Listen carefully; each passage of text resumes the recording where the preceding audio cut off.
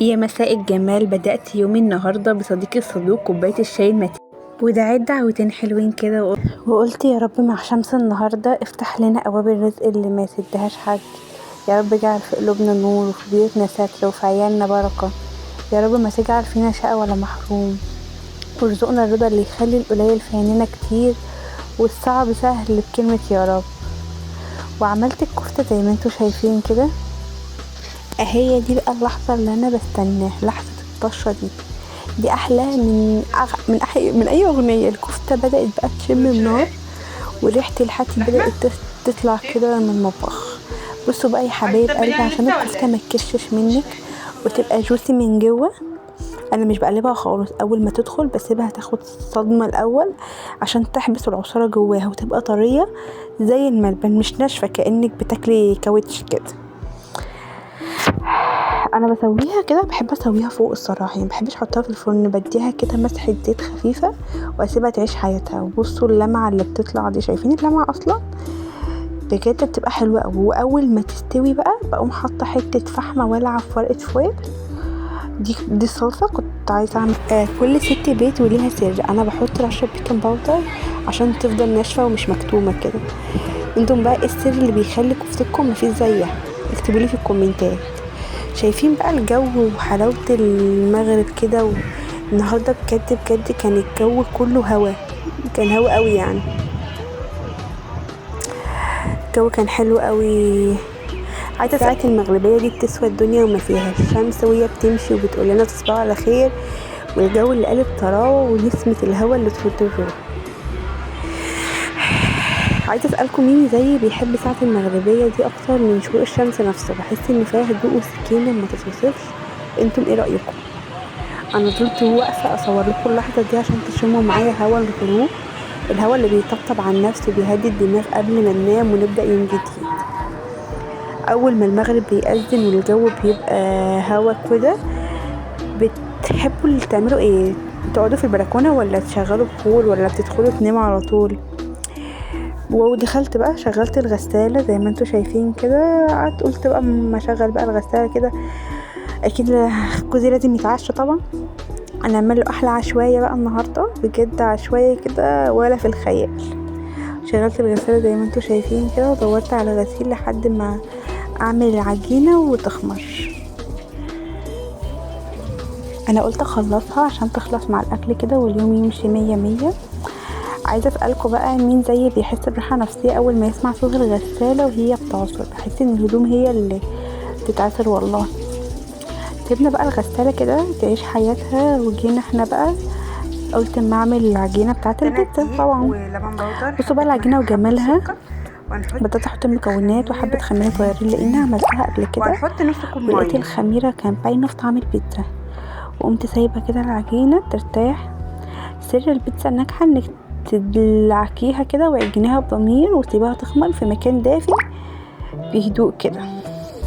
انا بحس ان بلمس العجينه وهي بتبدا تلم في ايدي، بحس انها بتصلح كل حاجه. شفتوا بقى، وانا قلت اما اخش اروق الحمام واصبنه واظبط الحمام كده. قمت غسلاه زي ما انتوا شايفين. عايزه اقول لكم ان النظافه مش محتاجه منظفات غاليه، هي بس عايزه حبه اوكسي او بريل. انا بستخدم اوكسي وبريل في تصبين الحمام بيخليه ينور. انا بحب اجعله كده من بالسلكه، ما بحبش اعمله بالفرشه الصراحه، لازم تديك حته كده وتشمي بقى ريحه النظافه كده وريحه الاوكسي كده وهي طالعه منه، ولا وانتوا بتشطفيه بقى تحسي ان البيت كله بقت ريحته فل بجد. احلى حاجه الحمام لما بيبقى نضيف بجد بيبقى مبسوطه قوي. الشطف بالميه ده عندي في الدنيا، الميه هي بتنزل كده بتصي بتاخد الصابون كده وبتاخد كل حاجه وبتلمع الدنيا زي ما انتوا شايفين كده. بينفخوا من حزمه. انا بحب استخدم الشفاط كده وهو بيعمل كده والميه بقى، وبحاول بقى ارتب كل حاجه مكانها تاني زي ما كانت كده، والدنيا بتبقى هاديه. بصي انا بموت في تنظيف الحمام بصراحه، بقرف منه شويه. انا اصلا بقرف انضف اي حمام حد الا حمامي، لا احب انضفه قشطه يعني. اهم حاجه الحمام يبقى نظيف. وبعد بقى مليت الشاور طبعا بس ما صورتوش وانا بملاه كده، وظبطت الدنيا بقى ورصيت بقى مزيل العرق ورصيت كل حاجه مكانها. كان في كده قصه كنت عايزه احكيها لكم كده. كان في ست كانت بسيطه جدا وبيتها على قد حاله. بس والله يا جماعه كنت ادخل بيتها احس ان مش عايزه اخرج منه من ريحه النظافه والهدوء. في مره سالتها يا خاله السر انت ايدك دايما في البيت كده؟ بصتلي وضحكت وقالت لي يا بنتي زي ما بنغسل مواعين ونصبن الحمام عشان العين ترتاح لازم نصفي قلوبنا ونغسلها من الغل والزعل عشان الروح ترتاح. الست الشاطره هي اللي تنظف بيتها من بره وتنظف نيتها من جوه. لحظه الشطف بالميه وفعلا كلامها طلع صح. الميه وهي بتنزل وتشيل الصابون ده كأنها بتشيل الهموم. الحمام بقى بيلمع اهو وبقى زي القشطة زي ما انتوا شايفين. وتشيل الصابون ده كأنك بتشيل. الواحدة فينا لما تلاقي بيتها نظيف نفسيتها بتبقى في السما وبتقدر تستحمل اي تعب تاني. عشان كده يا حبايب قلبي قومي كده وتنشطي. النظافة مش تعب، النظافة علاج نفسي. لما تشوفي اللمعة دي بعد التعب هتحسي ان انتي ملكة في بيتك. مين زيي بيحس ان غسيل الحمام ده هو اللي بيعدل المود؟ ولا انتوا بتشوفوا اصعب حاجة في شغل البيت؟ بذمكوا ريحة الاوكسي وريحة المنظفات دي ايه؟ الجل الصبار ده بجد جميل قوي قوي. بصوا يعني مرطب ومنعم وكل حاجه، يعني الصراحه حبيته قوي وكان حلو على البشره وجميل قوي بجد. كان تحفه قوي في الاستعمال والصراحه حبيته قوي. يعني بصوا هو النوع ده كان حلو قوي. استنى اوريكم ملمسه. كان بجد بحسه ان هو اصلا بيرطب الجسم كله في الشيفنج، بيبقى يعني حلو قوي. بصوا حلو موت. بحسه اصلا ممكن تحطيه على جسمك كده اصلا كترطيب. حلو وريحته جل، ريحته جل كده وريحته مش احسن حاجه، بس هو حلو قوي الصراحه عجبني. يعني اللوشن ده بجد حوار تحفه تحفه. انا ما جربتش غير نوع الشوكولاته ده بجد عجبني موت. ملمسه وبيثبت والله العظيم بيثبت قوي. شوفوا كده اهو بيثبت تحفه. استنى اوريكم حاجه اهو. تحفه بجد جميل قوي عجبني قوي ريحته جميله قوي. نوع البلسم ده بجد جميل جميل جميل خرافي. يعني بلسم كيراتين ده بصوا انا يعتبر انا مخلصاه لو باين ليكم، فانا اصلا ما عادش غير هنا حبه كده صغننين كده خالص وانا خلصت كل ده. ريحته بصوا انا مخلصاه يعتبر، بصوا باين قوي ان انا مخلصاه ولسه مستخدماه. ريحته حلوه قوي جميل قوي في الاستعمال يعني. وملمسه تحفه، ملمسه بجد حلو قوي.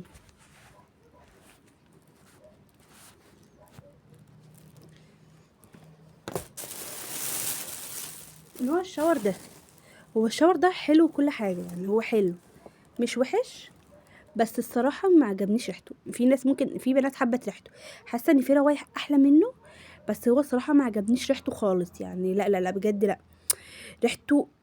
يعني بص الناس اللي بتحب الريحه الفاقعه هو ده، الناس اللي بتحب الريحه الملفته ده ماشي، انما انا بحب الريحه الهاديه شويه اللي هي تبقى حاطه حاجه محدش شاممها غير مثلا لو حد قرب مني برضه، فاهماني؟ هو الصراحه شاور ثابت شويتين، يعني مش شويتين، يعني هو بصي يعتبر 13% ثبات بس يعني. بس هو انا هجيب منه بس نوع ريحه تانية، انما مش هجيبه هو تاني لانه هو شاور يعني.